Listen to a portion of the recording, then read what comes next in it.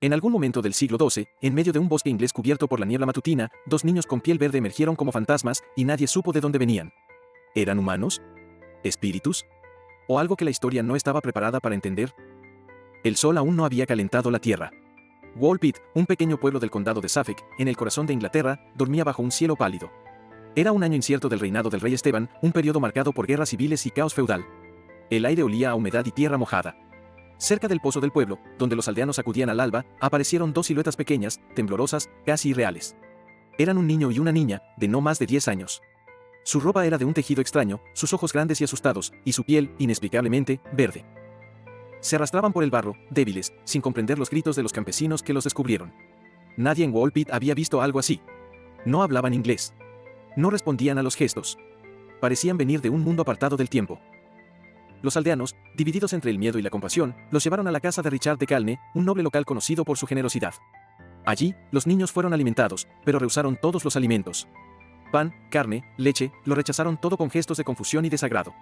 Hasta que alguien, casi por casualidad, les ofreció judías verdes frescas, aún dentro de su vaina. Los niños se lanzaron a ellas con desesperación. Era su único alimento aceptado. Mientras pasaban los días, el niño se debilitaba. La niña, más resistente, comenzaba lentamente a adaptarse. El verde en su piel parecía desvanecerse, como si el contacto con el mundo real los estuviera desdibujando. Pero, ¿por qué solo comían judías? Y más importante, ¿de dónde aprendieron a reconocerlas? Con el tiempo, la niña empezó a entender palabras en inglés. Aprendió a repetir frases sencillas. A los pocos meses, ya podía explicar fragmentos de su historia. Hablaba de un lugar llamado St. Martin's Land, una tierra sumida en la penumbra perpetua, donde el sol nunca brillaba y todos vivían en una luz crepuscular eterna. Decía que un día, mientras pastoreaban o jugaban cerca de una cueva, oyeron un ruido atronador, como si el cielo se rasgara, y al despertar, estaban en Woolpit. Los cronistas William de Newburgh y Ralph de Coesal, décadas después, recogerían esta historia en sus crónicas medievales, convirtiéndola en uno de los primeros relatos documentados de un contacto con lo inexplicable en la historia inglesa. Pero había contradicciones en sus textos.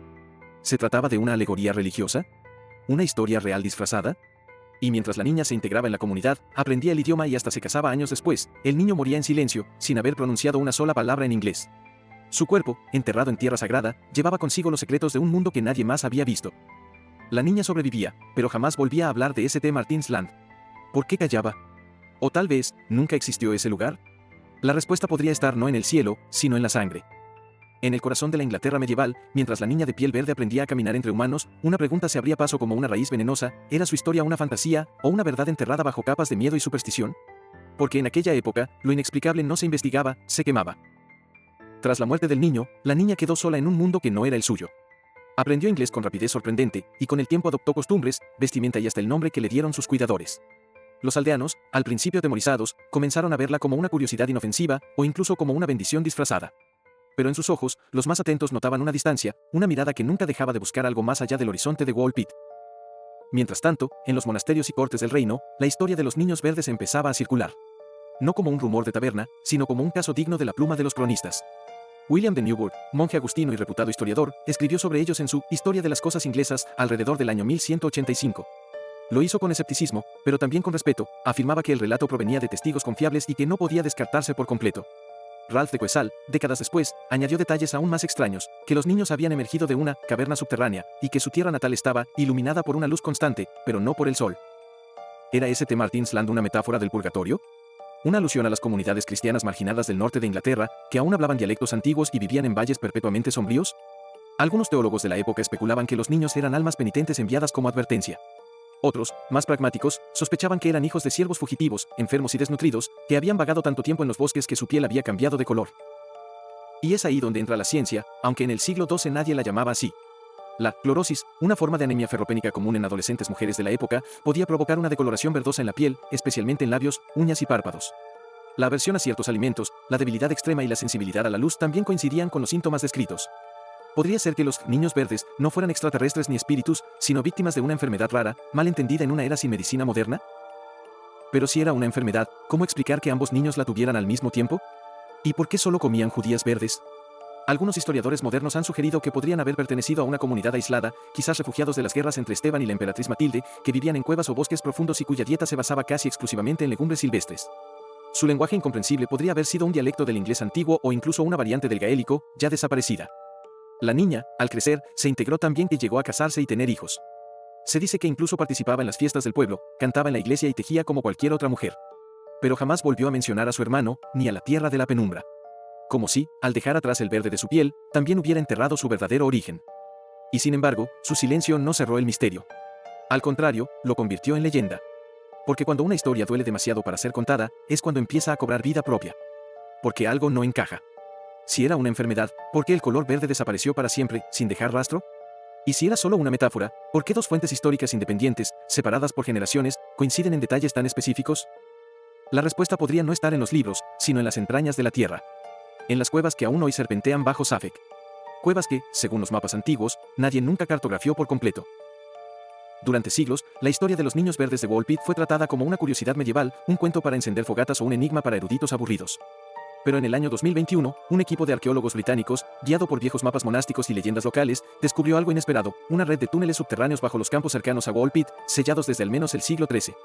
¿Era esta la cueva de la que hablaban los niños? ¿O solo otra pieza de un rompecabezas que nunca quiso ser resuelto? La verdad es que, a medida que los siglos pasaron, la historia se fue deformando. En el Renacimiento, se la consideró una parábola sobre la redención. En la era victoriana, una fábula folclórica.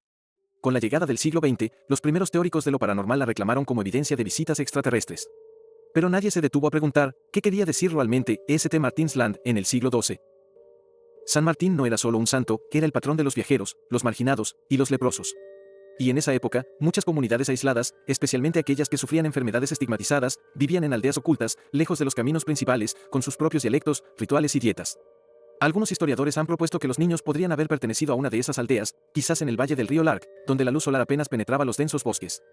Allí, una dieta deficiente en hierro y vitamina C, basada en raíces y legumbres silvestres, podría haber provocado clorosis, esa extraña tonalidad verdosa en la piel. Pero hay otro detalle que rara vez se menciona: la niña nunca regresó. Aunque vivió décadas en Wall Pit, aunque tuvo familia, tierra sin nombre, jamás intentó encontrar el camino de vuelta. Como si supiera que no había nada a lo que regresar. Quizás su tierra de la penumbra ya había desaparecido, arrasada por la guerra, la peste o el olvido. O quizás, simplemente, nunca existió fuera de su trauma. Y sin embargo, la persistencia de su historia no es casual. Porque en el fondo, el misterio de los niños verdes no trata sobre extraterrestres, ni sobre cuevas mágicas, ni siquiera sobre una enfermedad rara. Trata sobre el miedo a lo diferente. En una Inglaterra dividida por lealtades feudales, lenguas enfrentadas y fronteras étnicas borrosas, dos niños que no hablaban el idioma correcto, que no comían como los demás, que ni siquiera tenían el color de piel adecuado, representaban el caos absoluto. Su extrañeza los convirtió en mito, porque era más fácil imaginar que venían de otro mundo que aceptar que ya estaban en este, sufriendo en silencio. Hoy, en Wall Pit, hay una señal de tráfico pintada con dos figuras verdes, una placa conmemorativa y un festival anual. Los turistas toman fotos sonrientes frente al pozo donde aparecieron. Pero pocos saben que, en los archivos del condado, aún se conserva un registro parroquial del siglo XIII que menciona a una mujer llamada Agnes, viuda de un tal Richard Barre, que en su testamento pidió ser enterrada mirando al este, hacia el bosque donde el sol no entra. Agnes no era su nombre de nacimiento. Pero era el nombre que eligió, para olvidar quién había sido. ¿Fue ella la niña verde? No hay pruebas definitivas. Pero hay algo más poderoso que la prueba, la memoria colectiva. Porque durante 800 años, generación tras generación, Inglaterra ha seguido contando esta historia. No por sus respuestas, sino por sus preguntas. ¿Qué hace humano a un niño que no habla tu lengua? ¿Qué hace real a un lugar que nadie más ha visto?